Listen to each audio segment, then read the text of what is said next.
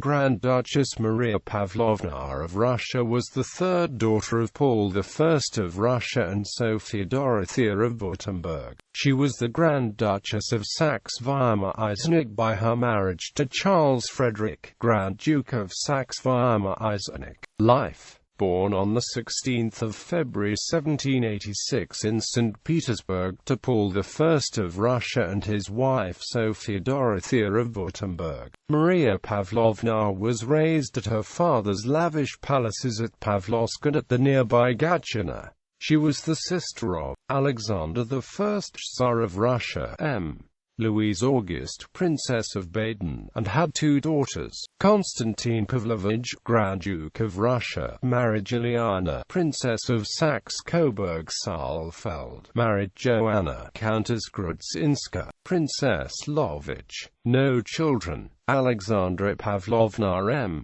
Joseph, Archduke of Austria, Count Palatine of Hungary, and had one daughter, Elena Pavlovna Friedrich Ludwig, hereditary Grand Duke of Mecklenburg-Schwerin, and had two children. Catherine Pavlovna married Georg, Duke of Oldenburg, had two sons, married Wilhelm I, King of Württemberg, and had two daughters.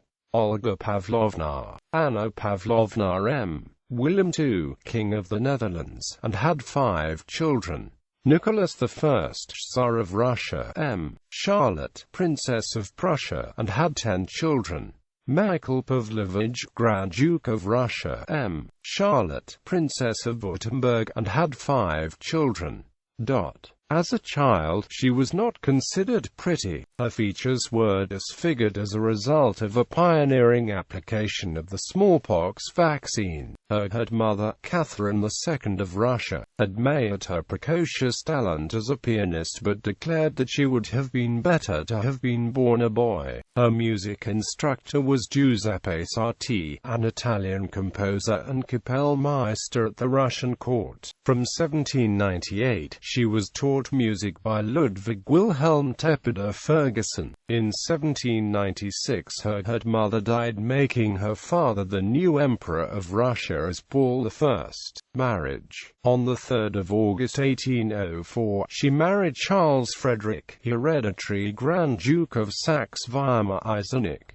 The couple stayed in St. Petersburg for 9 months, before departing for Weimar. The Maria was greeted with a bout of festivities, as described by Christoph Martin Wieland. The most festive part of all the magnificence of balls, fireworks, promenades, comedies, illuminations was the widespread and genuine joy at the arrival of our new princess. Children. Maria and Karl had 4 children: Paul Alexander Karl Constantin Frederick August of Saxe-Weimar-Eisenach. Marie-Louise Alexandrine of Saxe-Weimar-Eisenach married Karl of Prussia. Augusta Louisa Catherine of Saxe-Weimar-Eisenach married Wilhelm I and became German Empress. Karl Alexander August Johann of Saxe-Weimar-Eisenach.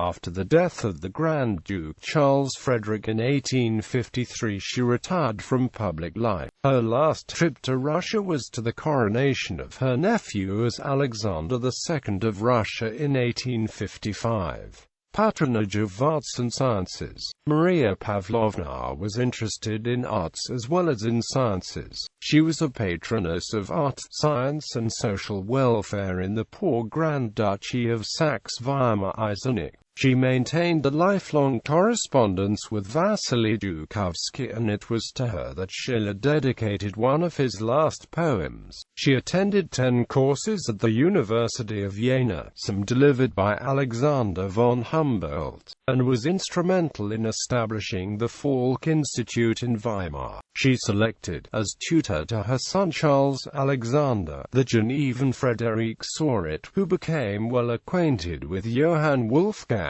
von Goethe. In her later years, Maria Pavlovna invited Franz Liszt to her court, restoring a measure of artistic excellence previously associated with Weimar. He was appointed Kapellmeister extraordinaire in 1842 and settled there from 1848 until after her death. However, the Duchess's growing deafness prevented her from enjoying the premiere of Wagner's opera Lohengrin under Liszt's direction in Weimar on 28 August, 1850. Most famous were the literary evenings, where scholars from the neighboring Jena University and others from outside the Grand Dukedom were invited to give lectures on various topics.